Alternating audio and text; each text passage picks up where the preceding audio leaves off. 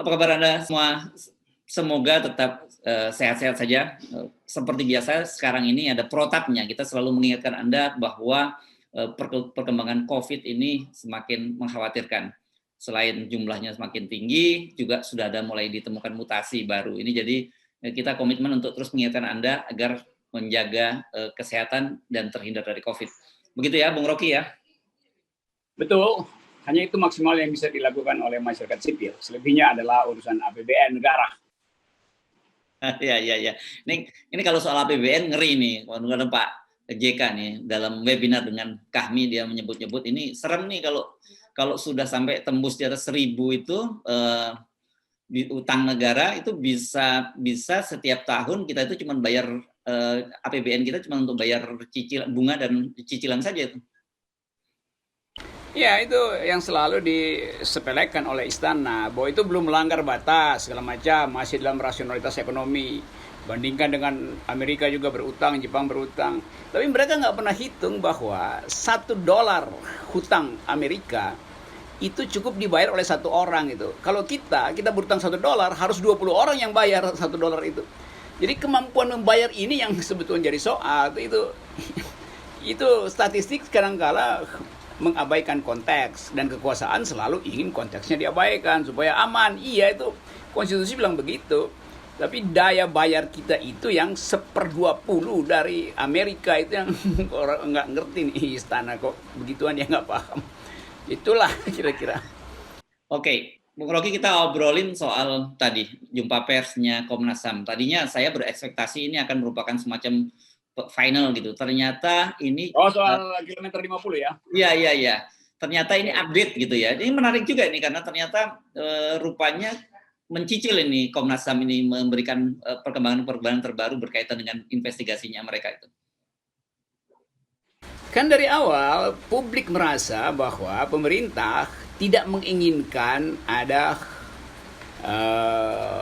TGPF gitu, tim pencari fakta yang independen, lalu menganggap Komnas HAM bisa lakukan karena Komnas HAM adalah institusi negara.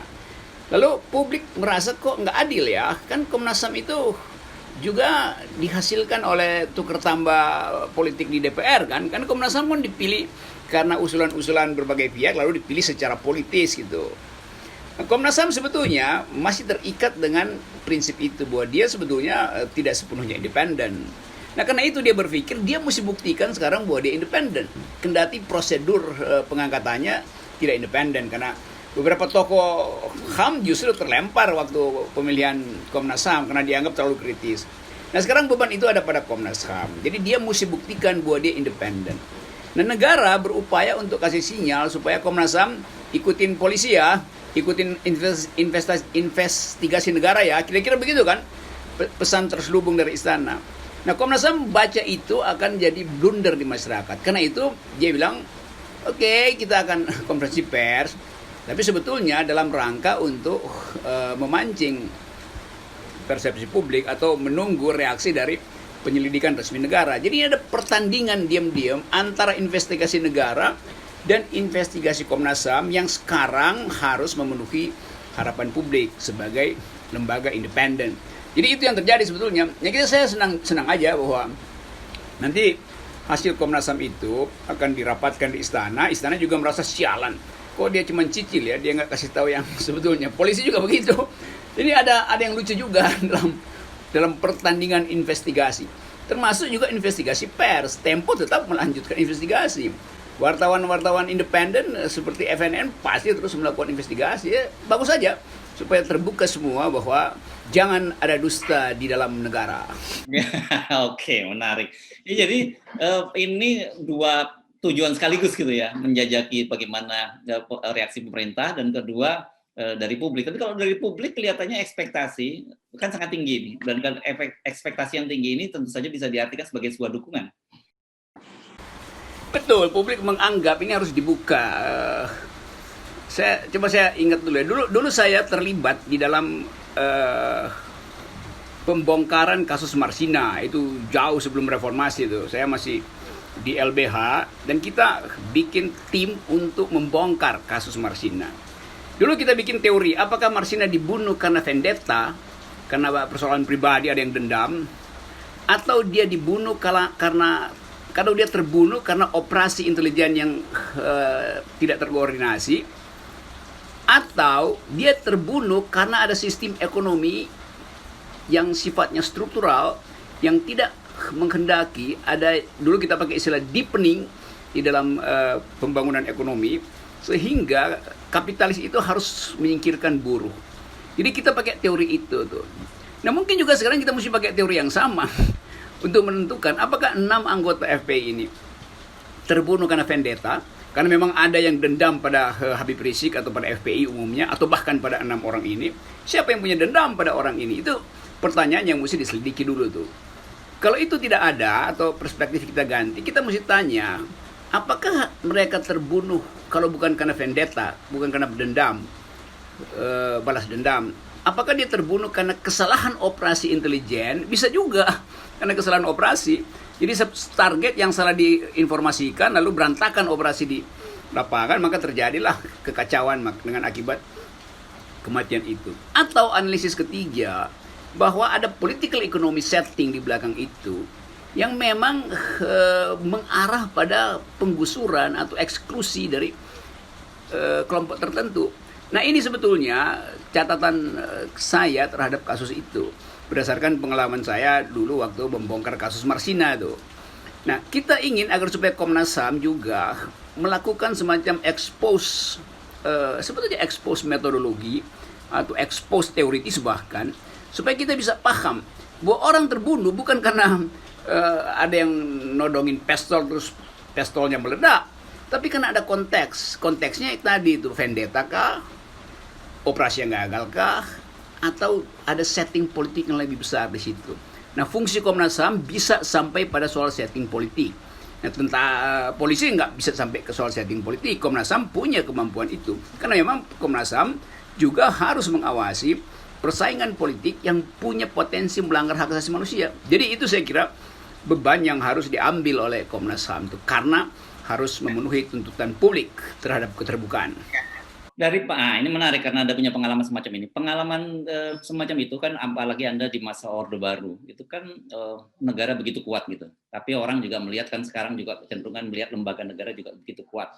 Nah, apakah memang sangat berat beban yang ditanggung oleh Komnas HAM dalam situasi saat ini?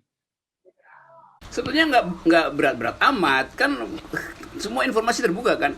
Dulu waktu kita bongkar kasus Marsina, itu panitianya atau sekretariat atau tim ini itu mondar-mandir Jakarta, Bandung, Surabaya dengan ngumpet kiri kanan itu selama berbulan-bulan itu. Dan akhirnya kita cuma dapat satu poin, satu tokoh yang kemudian kita usulkan untuk diproses, yaitu seorang komandan Koramil kalau nggak salah tuh.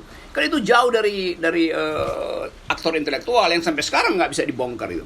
Lalu kita Dr.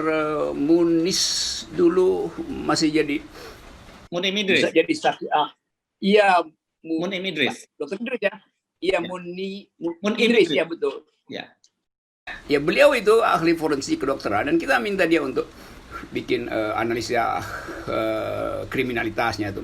Tapi itu analisa kriminalnya, tapi analisa politik ekonomi kita mesti bikin sendiri teorinya tuh. Jadi dulu saya harus bongkar teori macam-macam, bandingkan dengan pembunuhan buruh di Amerika Latin, pembunuhan buruh di beberapa negara yang sedang mengalami proses pendalaman pembangunan di Afrika. Jadi kita studi habis-habisan soal itu. Jadi pengalaman itu sebetulnya menghasilkan semacam pengetahuan pada saya atau pada kelompok kita pada waktu itu, era 90-an awal itu, bahwa negara selalu potensial untuk menghasilkan crime itu. Karena tadi political economy factor. Nah ini sebetulnya setting yang juga harus diperhatikan oleh Komnas HAM supaya terbaca bahwa warga negara itu selalu dalam kondisi rentan berhadapan dengan sistem negara yang dikendalikan oleh rezim yang oligarkis, yang pro kapitalis, pro pasar segala macam, dan menghalangi ekspresi-ekspresi yang disebut ekspresi marginals, orang-orang yang tersisih tapi ingin melawan. Jadi seluruh soal itu yang mesti kita perlihatkan pada publik sebagai pertanggungjawaban akademis dari Komnas HAM.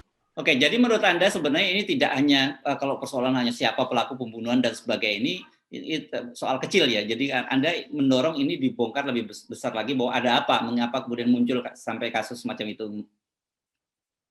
Ya, karena kalau saya baca, kalau saya bisa bikin waktu bongkar Marsina kita bikin analisis naratif. Seluruh koran kita clipping dari hari ke hari, menit per menit. Seluruh ucapan kekuasaan mengomentari Marsina kita clipping, bahkan titik komonya kita periksa supaya kita bisa bayangkan misalnya apa yang disembunyikan oleh negara pada waktu kasus Marsina. Jadi kita bisa studi tajam sekali untuk mengetahui narasi yang disembunyikan sebetulnya. Karena kita nggak mungkin panggil saksi, nggak ada Komnas HAM waktu itu. Kita nggak mungkin minta polisi lakukan expose publik karena polisi pada waktu itu di bawah kendali militer. Belum ada dui fungsi ABRI, belum ada pemisahan polisi tentara waktu itu. Jadi kerumitan itu membutuhkan ketajaman analitis gitu. Dan saya justru bergairah selalu dalam soal begituan di zaman lalu karena kita langsung juga dipaksa untuk membaca semua teori forensik, teori political economy, teori apa yang disebut micro power, operasi micro power oleh kekuasaan. Kita baca teori Foucault, teori kriminalitas mutakhir. Jadi justru menimbulkan urgensi akademis untuk studi. Nah, saya kira juga begitu ini. FPI ini ada di dalam satu lokasi politik, yaitu persaingan antara Habib Rizik dan Istana. Apapun yang mau diucapkan oleh Istana, fakta itu bisa kita baca di dalam semua komentar Istana, pra maupun pasca penembakan itu. Jadi itu saya kira konteksnya. Jadi kalau melihat apa yang disampaikan oleh Komnas HAM hari ini, Anda masih banyak harapan, punya optimisme bahwa bahwa Komnas HAM ini bisa bekerja dengan serius dan akan menghasilkan sesuatu yang cukup mengejutkan gitu. Iya, saya anggap begitu karena memang tugas Komnas HAM adalah memperlihatkan operasi negara di dalam pelanggaran hak asasi manusia. Kan dalam definisi universal, hak asasi manusia itu potensial dilanggar oleh negara, bukan antar masyarakat. Kalau saya lakukan kekerasan itu kriminal biasa, itu masuk KUHP. Tapi kalau dilakukan oleh negara, itu artinya ada yang sistematis, ada yang struktural. Kenapa negara melakukan kekerasan? Nah, tanda tanya itu yang harusnya jadi namanya tuh lubang hermeneutics untuk membongkar kriminalitas yang punya konteks politik atau negara atau yunto negara tuh. Tentu ini adalah proposisi awal saya untuk membaca itu. Karena itu saya menganggap bahwa Komnas HAM sangat hati-hati. Jangan sampai dia hanya bikin pemberitaan kriminal, itu salah kaprah tuh. So itu Komnas HAM itu mandatnya adalah mandat untuk membongkar potensi kejahatan negara. Potensi saya sebut. Potensi itu yang ingin diketahui oleh publik Indonesia maupun internasional. Itu kesepakatan dunia begitu tuh. Di mana di seluruh dunia di mana ada Komnas HAM, itu artinya berupaya untuk membongkar fasilitas negara yang memungkinkan terjadi pelanggaran HAM. Oke. Jadi kalau gitu ini kado akhir tahunnya mesti ditunda dan ini akan menjadi semacam PR baru untuk Komnas HAM untuk tahun 2021, Bung Rocky. Jadi hampir pasti ini kalau lihat tinggal beberapa hari ini kita tidak akan mendengar hasil final dari Komnas HAM soal Laskar FPI ini. Saya kira itu Komnas HAM juga saya kira mulai belajar dengan baik Komnas HAM untuk mencoba bertanding dalam narasi itu. Tentu bertanding dengan narasi negara. Jadi nggak mungkin dia langsung buka itu. Dia pasti akan cicil sambil menunggu komentar presiden macam-macam. Jadi saya dorong Komnas HAM untuk jadi independen dan beri kami hadiah tahun baru yang betul-betul mewah. Yaitu kita percaya bahwa Komnas HAM punya kemampuan untuk membaca keinginan keadilan dari masyarakat sipil. Itu baru kita sebut sebagai resolusi akhir tahun yang harusnya menjadi hadiah bagi penegakan HAM di Indonesia 2021. Baik, terima kasih Bung Rocky. Oke.